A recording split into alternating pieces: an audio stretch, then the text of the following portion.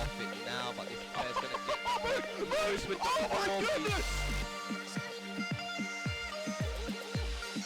MYM still in control. Black jumps out again. Black, oh my goodness! Do it to him, Black. 2, 3. He's running into a third.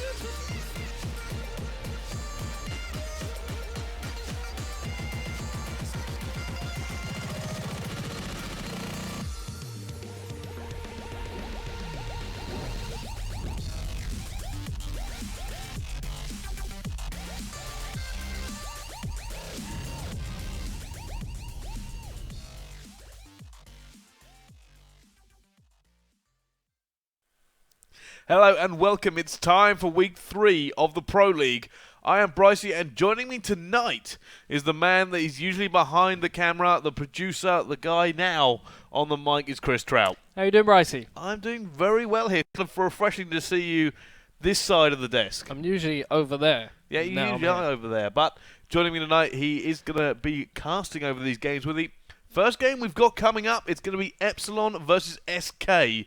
The Titans that recently won I-51 going against the big team in Germany. Absolutely. Epsilon have been playing fantastic. They recently did have that win at I-51, and they are playing phenomenal at the moment with the recent addition of Josh after championships. He's arguably one of the best players in Europe right now and playing absolutely out of his skin. Speaking of the devil, that's who we're jumping on board with. First of all, let's see what he can do. This man, a little bit of controversy surrounding him, actually. They were kind of a little bit worried whether or not the sabbatical he took because of champs, which he was not eligible for, would have affected his gameplay. It hasn't seemed to have done so far. He also has that reputation for the longer a game goes on, the better he gets at it, kind of exponential. Towards the end of most games, he's just phenomenal. Well, he grinds the game like no tomorrow. I've never seen someone play as much. In fact, I saw on Twitter the other day that he was looking to play some, I can't remember if it was 8s or Clan v Clan, and I Wonder tweeted back for him. It's like, the football's on, mate. Give it a rest. But Josh, he grinds out the game no matter what. And it is important to point out that the Bison has been banned until its upcoming patch, which should be in a week or two. Oh, Tommy. Because of how strong it is currently in the meta. Certainly is. We don't want to see 4 times Bison. So currently on board with Tommy, who's 4-0, but gets shut down. He doesn't get shut down. We actually swatched on players there. Going on board with Swanee now. Swanee to C1. He sees Ross. Can he get the second one? Well, he does. Swanee takes him down. Epsilon at the moment are really putting the hurt on. It's 23-5. SK have not started this game well at all. Yeah, SK really struggling to get themselves going. It looks like they don't really know what they're doing. The communication seems to have dipped down a little bit, and they need to kind of gather themselves. They're a bit hesitant to run around corners. As Josh almost picks up a 2-piece, does get one for his troubles, and SK are all over the place right now. Yeah, they seem to be setting up really well here, Epsilon. They're just kind of holding it off. Swanee's in a good position to be kind of dominant with the AR. Doesn't need it, though. Gets the nade, picks up the 2-piece with the AR5, and Tommy's going to clean up as well. So 3 down. Jerd picking up another kill at the same time. They really are running over SK now. Tommy is 5-0. Jerd's 4-2, and SK are just really struggling in the face of Epsilon right now. Absolutely. Jerd just sitting on that tank, making sure no one comes through the middle of the map. There are a couple of SK guys pushing through the pawn shop just to try and rotate round onto that C flag. Looks like one of them's going to get away, but Jerd doing a great job manning the fort. He is going to get taken out by Kivy with a great 2-piece. Tommy, and I believe that is Josh, trying to spawn up and stop grenades from B. A lovely double kill from Tommy there on the B flag. Can he get the third? No, he doesn't, but they do thwart his efforts. Swanee picks up the kill on Kivy. Quickie trying to make something happen on the tanks. Let's see what happens. Yeah, now Quickie does see one there. He's going to look for the second in the gas station. He does see him. He's going to take down Jerd as well. Great shots from him. They need this. They need to kind of start fighting back here. They are so far behind already. Kivy getting on a B. He's got the neutralize. Can he get the full capture? His teammate is there. Quickie is holding them off. He's managed to get eventually going down to Swanee. But they do manage to get B now. They have to claw back this advantage. Kivy still in this area, trying to hold off 2 players coming against him. Doesn't matter. Josh takes him down pretty much straight away. And they're going to go straight in. Rox trying to hold this one. Oh, very well great play played by Rox. Rox doing great there. He almost ran out of ammo and let that kill go to waste. But SK, if they can hold this out, they will go pretty much even going into the second half. And I think that's what they want to do. Rox is setting up on the pawn shop ledge, just watching the cafeteria in case someone does come down. And it looks like SK are in a very good and dominant situation right now. Swanee's AR is just not going to be outshot quicker. You're going to have to try something different. Kivy is sitting prone, watching the petrol station to see what happens. McMillets is going to get taken out as well by Jerd there, and it looks like SK are still thwarting their efforts. They're going to go for the triple cap just to bring it back a little bit quicker. It is going to get neutralized, so that buys them a little bit of time and a little bit of points. You know what? Every single Domination map kind of has its own unique flavour to how you play it, and Octanes is quite similar. The ARs on this map are so important. So you can see teams running 2 ARs, 1 AR. I mean, most maps actually just run SMGs everywhere for the pressure, but because of the long sight lines, this open middle B, you will see ARs, and the best AR players really dominate this map. Yeah, it's very hard to move through the middle with an SMG. There's very little cover, and it's quite a hospital situation when there's so many ledges and perches to get on with an AR. Swanee takes out McMillan, and also SK answering back on that one. Kivy's trying to push in. They're doing a great job of shutting Epsilon out right now. They're still a little bit behind, but that can all change as we go into the last minute of this half with them trailing by 16 points. Kivy's going to try and push on to C as the entire, well, 2 members of Epsilon have spawned up. They're going to take him out. He doesn't get the neutralize off, but it is 1 flag apiece, and they need to recapture A. You know what? What a great fight back, though, from SK here. I mean, just unbelievable. They were so far behind. They've actually brought it back within 15 points. 30 seconds left to go. They've still got 2 points to 1. They're going to bring it back to just under 10 by the look of it. But to do that to Epsilon, and especially after the way they started here, kind of looking at the scoreboard now, you can actually see Rox has been instrumental. 15-9, the guy's going. Kivy trying to get in there. Can he manage to get B? He's going to see 2 come against him. Jerd takes him down anyway.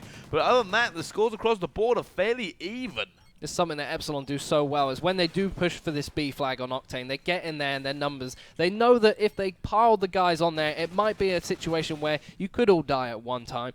But if you get it all pile in there at the same time, you capture that flag so quickly, you usually can get in and out without few casualties, and you've usually got Swanee or Jerd sitting up top just making sure that they can lay the covering fire down and get that flag with as little casualties as possible. It's a calculated risk. I mean, obviously, if you put 1 on there, you can have 2 covering or 1 screening, pushing forward, that kind of situation.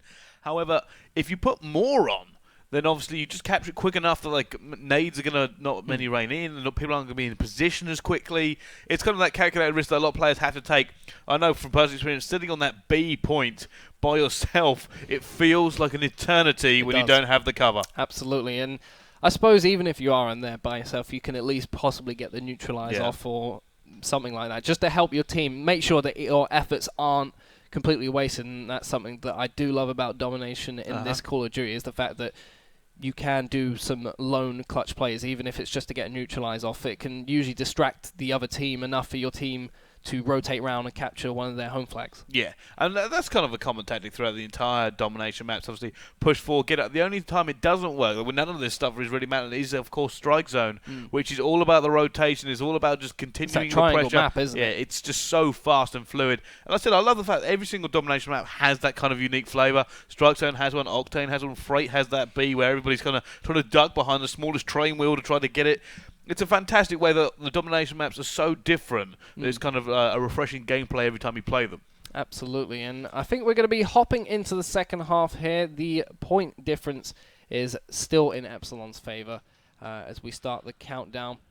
It's going to be all up to SK to bring it back in this second half. Can they do it? Can they? I mean, they started off really strong after Epsilon kind of dominated them. Can they really come back into this? If they're as good as they were at the end of the first half, they've got this. If not, then I think they might struggle against Epsilon, especially if Epsilon get in a roll like they did straight away. Absolutely, and Tommy's going to capture the home flag. He is running the AR, so it looks like we're going to see 2 ARs for Epsilon once again. Tommy watching down the middle to see if anyone does make a move across the map. Looks like Swanee's going to be sitting up in the apartments, just sweeping around, and it is going to be Rox picking up a kill on Jerd. Tommy does pick up Rox in return in the strip club. A great grenade going over the top. Doesn't actually pick up anyone, though. Oh, Tommy with a fantastic shot, and the B flag has been vacated. It's up to Epsilon to try and capture it. They've got 2 on there, and Jerd is still on there as well. Can he capture it? Oh, some fail shots from Rox goes in there, and they do manage to pick up the B flag. It's a great position as Swanee has almost run out of ammo. He is going to pick up an MTAR anyway. So now there you go. Swanee now managed to pick up 1. And this is what Swanee's been doing. The first time he's really done this on any Call of Duty, pick up an S&G and do some work. and it's simply because of the meta of the Call of Duty Ghost game. Swanee coming around, taking those guys off that power position. Swanee loves this area when he's holding up with an AR, but at the moment, the guy is pushing forward. He looks like he might even go to the neutralize by Swanee. C. Still going forward. He's going to see somebody here. Can he make this kill? Does make this kill as well. Swanee continuing to go. Will he be able to get the neutralized? There is nobody in the area. He should be able to get it if he really wants it. The triple cap is his. Epsilon doing a great job of making sure SK can't rotate round to the A flag. They have got one sitting on the B flag trying to make something happen, and they've got another one pushing around to the A flag. But it's not surprising that Swanee's doing so well with that SMG. You know, when you develop such a fluid aim with an AR, picking up an SMG and using it is basically second to none. But look, Epsilon started off strong once again. Swanee doing serious work. He's 4-1 right now, eventually dropping, but he caused all of SK so many problems. 32-17 is the score. We're on board with Jerdis. He drops. Now Tommy. Maybe need to look around a little bit more instead of focusing on that one area, but Tommy is laying down outside of the A apartments, just making sure no one can come through there. Jerd picking up a kill with a grenade. Swanee also answering onto rocks. Jerd pushing towards the petrol station. Does spot one, decides to chuck a grenade. Good decision as he picks up a kill on, that was in fact rocks, and Quickie has been picked up by Tommy in return. So this is fantastic for Epsilon. Very good communication there from the boys. So let's talk. I'm just going to talk about Josh quickly, even though we're not watching him here. So I actually had a conversation with Swanee a little while ago, and I asked him, you know, the Josh pickup, exactly how it's going, and he said not only is it great that obviously Josh is a well-renowned slayer with an SMG, but he goes, his communication is just phenomenal. I've never heard someone say so much in my life. Yeah, it's in-game that man can really talk. Kivy actually showing some disrespect there to Josh, the man we were just talking about, teabagging him on the point. But it's kind of a bit pointless because you're still losing there.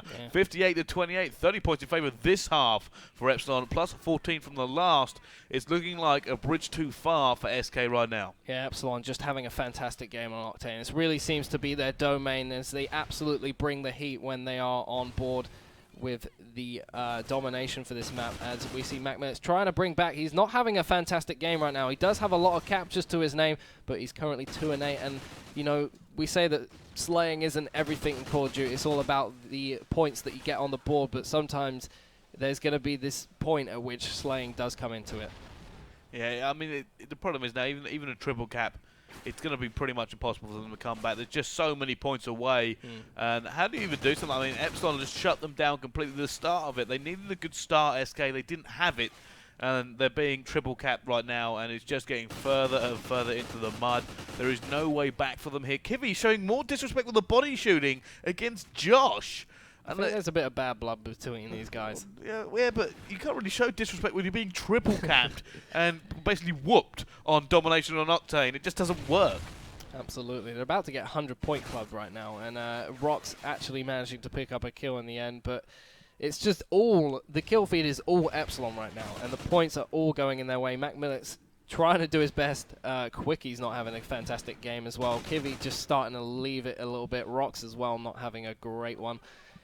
It's just that thing that, you know, slaying isn't everything, but at some point you've got to get those kills if you want to be able to win the game. And Tommy just got a 3-piece. Fantastic play by Tommy. He's I mean, 17-5.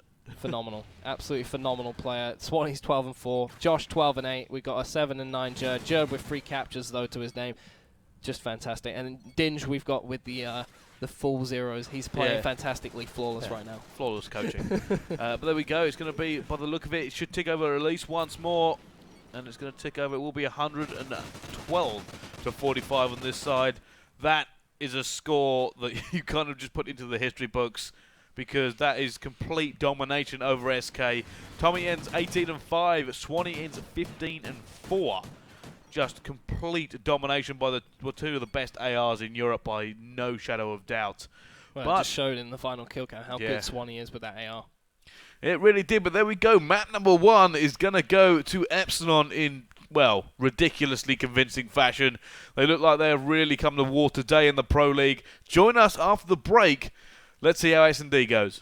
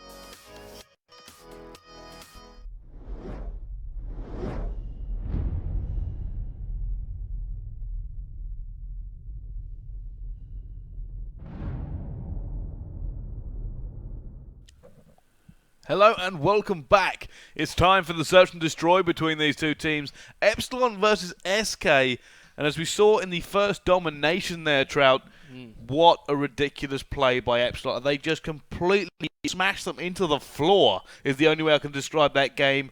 Is it going to be the same story in S&D?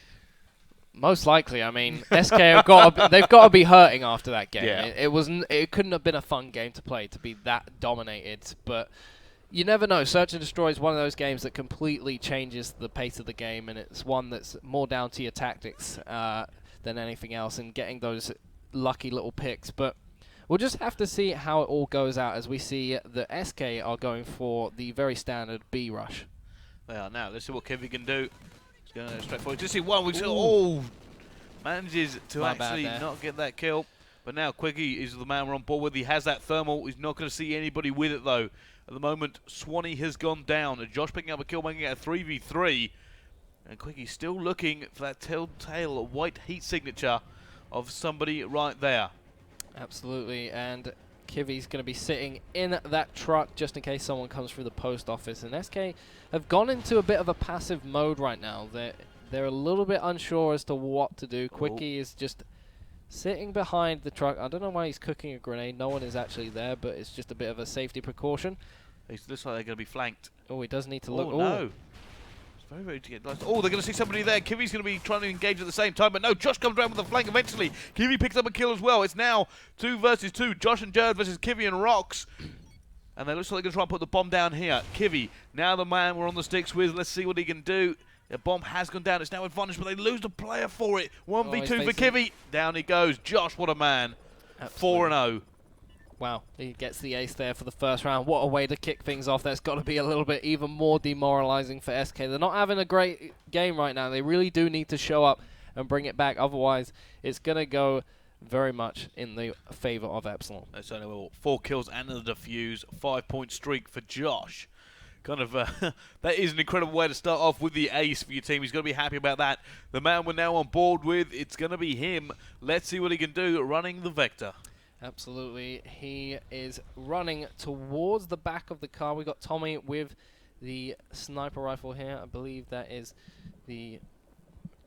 I can't remember what it's called, actually. The sniper rifle. Everyone usually uses the L115, but it appears Tommy's very much into the other sniper rifle. MSR. Is it MSR? USR. USR, sorry.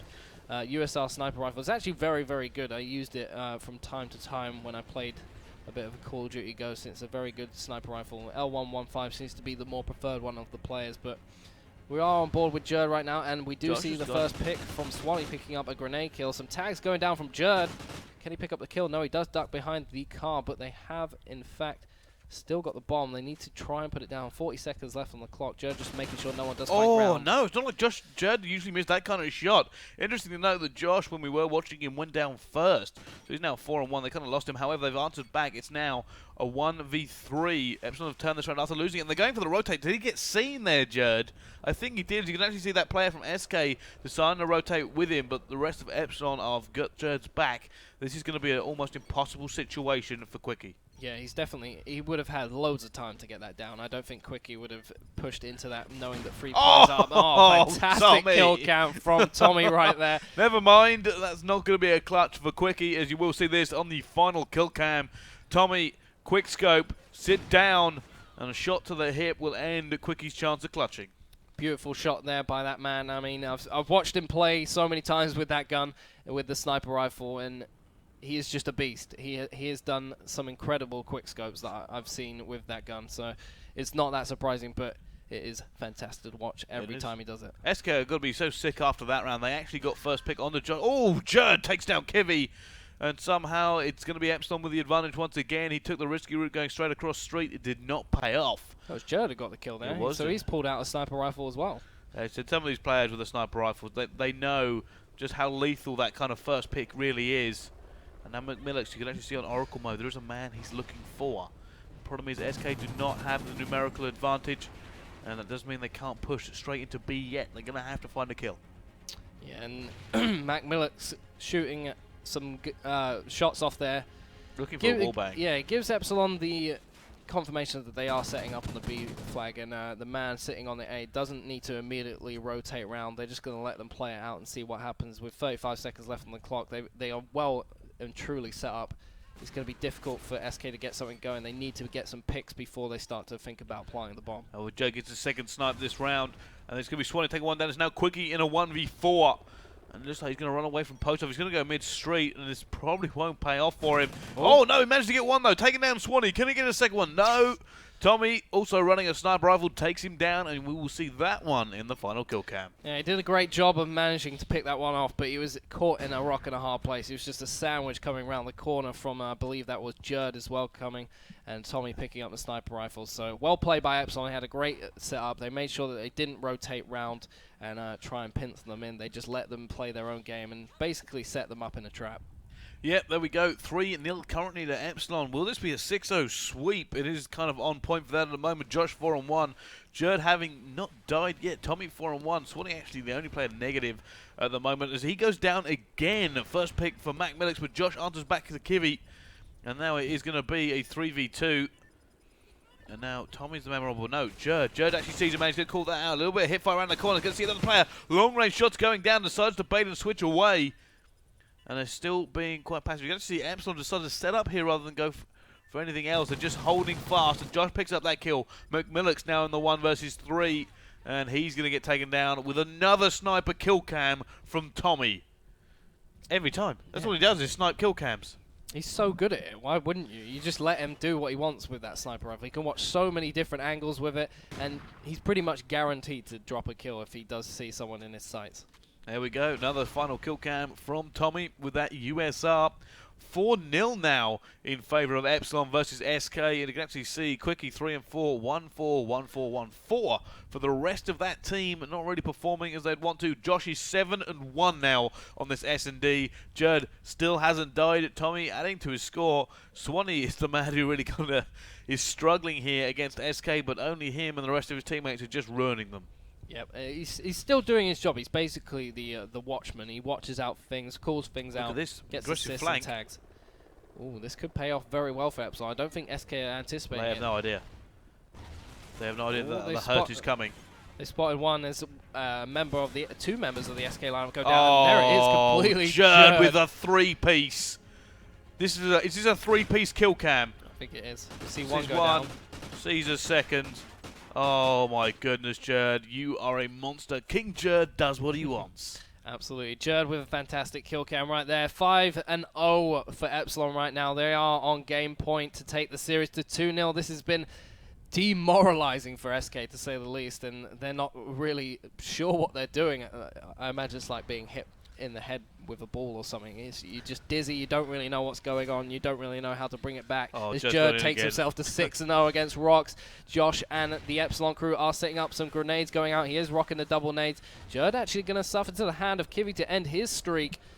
SK still in this game as it is a 3-2 situation. Swanee trying to put some shots down with a fantastic bit of aim there. Does pick up the kill on Kivy, and he knows someone's coming around the flank. He needs to be careful running around this corner. No, oh, fantastic drop shot. Quickie picks up Josh as well. It's all up to Swanee to bring this back. Oh, gets fantastic. it, Swanee.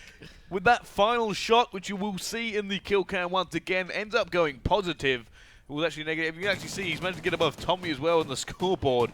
The scores for Epsilon, 6-1, 8-2, 5-4, 5-1. Nothing SK could do could match up to them here. They just were not able to really, well, match up to Epsilon's S&D game. A 6-0 whitewash. SK, where are you? That is the question. Where are they? I mean, that was a perfect example of how to switch up your strategies and keep your team guessing and everyone doing their role as everyone performed in that search and destroy. Swanee actually picking up 3 kills there. And just to seal the game out. Unbelievable play from him to just step up when he needed to. He probably was a bit frustrated that the rest of his team were doing fantastic and he wasn't. You know what? When you pull out kills like that to kind of take the round down and win the map for your team, all is forgiven. Join us after the break for the Blitz. Is this going to be one of the biggest whitewashes we've seen in the Pro League? Or have SK got something left in the tank? Join us after the break.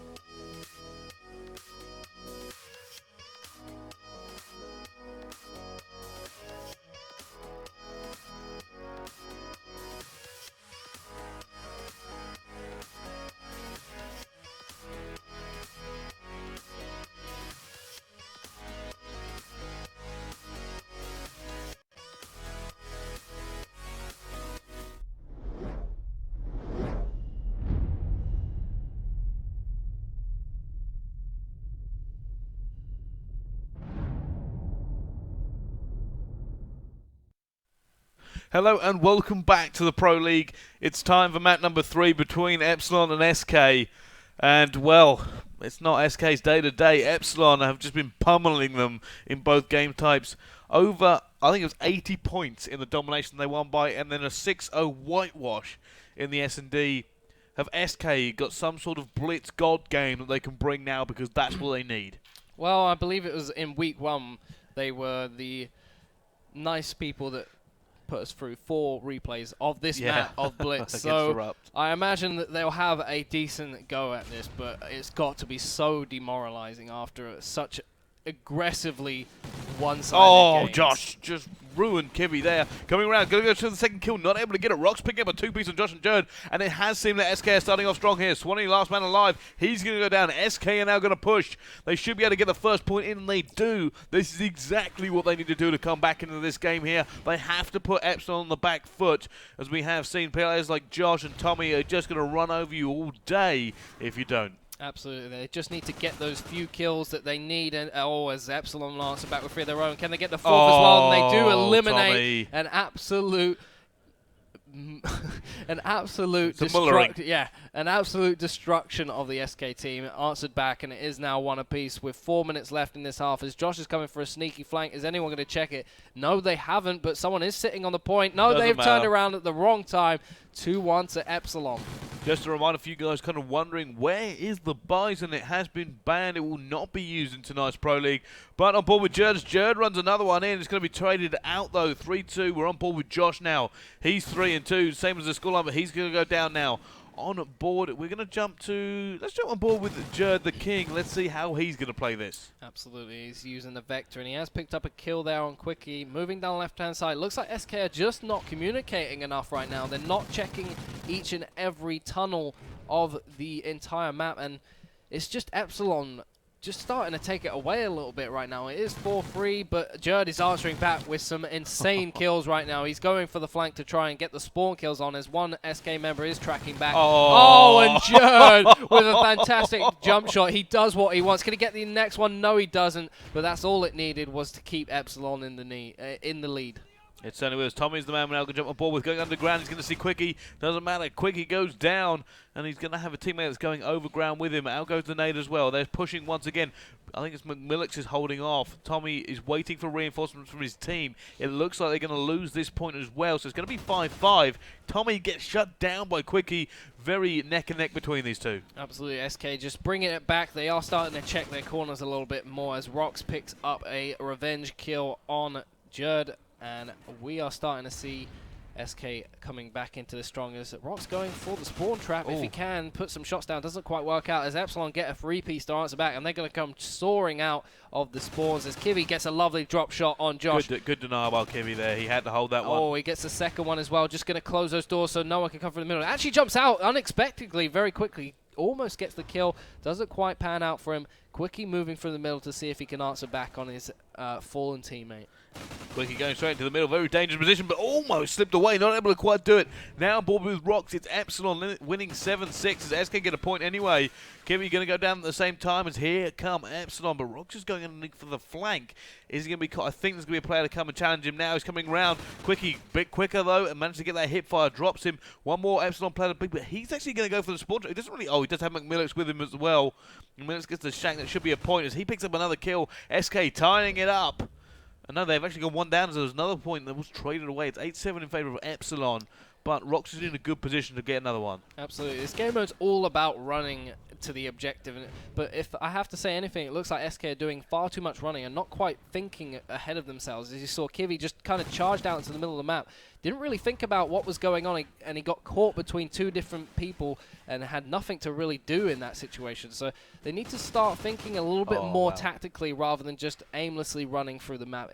That's how I feel about the situation, but Kivy is doing a good job right now of just taking it a little bit slower. So he is doing what I thought he might do, and just taking it a little bit slower, thinking about his runs rather than just running for the sake of it. So now it's going to be SK Rox is the man we're going to be on board with. Just being very, very cautious here. He's going to see another player does actually manage to take him down. What can he do? And it's going to be 11-9 in favour of Epsilon. SK holding them here. A lot of people like kind of fighting the way Epsilon are pushing right now. They like to get that advantage, go up top Blitz, go up top Owens, kind of sneak round and just continue to put the pressure on. But they haven't really been able to do that against SK. They've held them off pretty well. And that means that, you know, SK could have a great second half. Absolutely, they are doing a great job of staying in this. I mean, Epsilon are just doing a look at that fantastic stacking. job. They're making sure that no points go in their favor. Oh, McMillics! Oh, what a great kill by him! Just completely demolishes that Epsilon passive play. They were lying down all over the map. McMillics ran through, picked up the 2-piece, then gets the cap. And wow, what a great play from him. That's certainly going to give SK a boost going into the second half. An absolutely man mode run there from McMillics as he picks up 2 prone players from the Epsilon. They didn't want to give any more points in the dying seconds of the map, but unfortunately, that's how this game mode does go sometimes. And we're going to jump on board with Tommy as Epsilon are leading this game by 1 capture. Listen now, let's see what he can do now. Pushing forward. Going to come through red. No one actually coming to challenge him. Actually going for the pre-fire here. Giving his position away, but his teammate's going to pick up a kill to open it up for him. Tommy coming around. Going to see one long range. Actually just hits him with 1 bullet. The guy must have been weak. Opening the door now. He's going to go straight through the middle. Grenade's going to go out. He's going to get taken down for his trouble. 11-11 is the score between these two. SK are tied up, but no. Epsilon slip once back into the lead thanks to Jerd. Absolutely, and it is very, very even still in this second half. Tommy is just watching in the middle building, trying to put some shots down on Kivy. Kivy does end up falling prey to his shots. We've got 2 SK members coming from the left-hand side. One's actually going to duck through the middle and try and bait out Tommy a little bit. Oh, and he just misses that one. We should see a bit of a relay from SK right now. Swanee's going to get taken out by Rox as Jerd is trying to just get back an answer to these captures and just basically do a little mini base race. They are now Jert pushing forward once again. What can he do? He's going to see one in the red. He gets that player. One more going to be there. He actually is going to get shot up. He's going to go challenge. He's going to run the corner. Not able to make it. He's going to go down. It's still tied up between these two. 14-14, 3 minutes, 41 seconds left. Who will come out on top? That is a good question. Tommy trying to make something happen for his team. He is going to open the middle door. Going for the stun grenade. That's the second time he's done that, and it hasn't worked out for him. Maybe he needs to try and learn from those mistakes. Try a different approach, but we're on board with Swanee. He is, in fact, using the SMG like we talked about earlier. Kivy actually going to win that battle as SK are making a good run through the middle. Oh, sure. Rox is going to cap to make it 10. 16-15. He's doing a fantastic job, really backpacking his team right now as the rest of them are doing a tight shift as well. And it looks like Rox is going to end his streak there. McMillics as well going to answer back. So it is 16 apiece with 3 minutes to go. And just as I say that, Epsilon actually answer 1 back. Well, both these teams really going for it at the moment. They're trading all over the time. This is going to be a high-scoring game. In my prediction, we're still on board with Rox. He's holding now, clearly doing a lot of slaying, but also got 6 captures to his name. He is the reason that they are still in this. He's going to see one more player. Takes him down, 21-11. Moving forward, he has Quickie with him. And they're now going to put the pressure on Epsilon. Look at the push coming in. Are they going to be able to make something of this one? Quickie going to go through the front door. Rox now backing him up.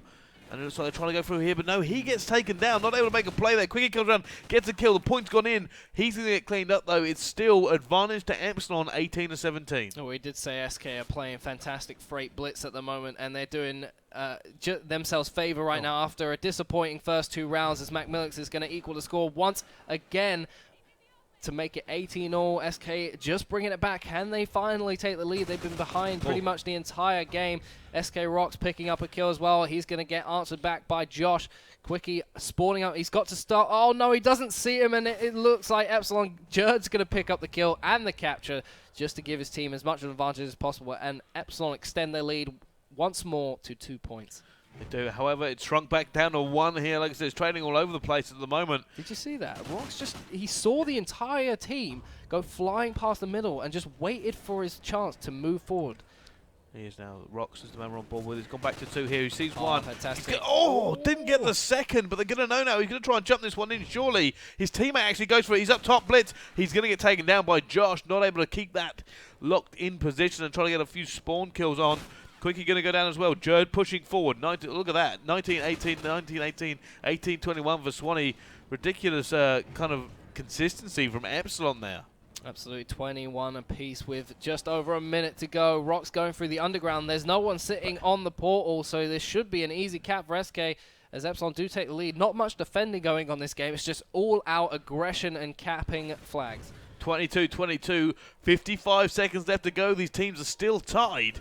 Is this going to continue going this way? But no, Epsilon slip once again into the lead here. They've been in the lead for the majority of this game. Can they just hold it out? 43 seconds left to go. McMillan's coming forward. He needs to make that kill. He doesn't. Epsilon pick down 3. Rock's the last man alive. He's going to come around the corner. He sees Josh. Gets to the shank. And it's now 24-22. He needs to get this one in, though. There's going to be a player coming against him. Comes down, and Tommy takes him down. 28 seconds left. 3 points. Epsilon have pulled this one out of the bag, and they should win. Oh, it's got to be heartbreaking for SK in this map. They played so well throughout the entire thing. It was just a good. They played to the level that Epsilon had the entire game, and it's a bit. It's not going to be a.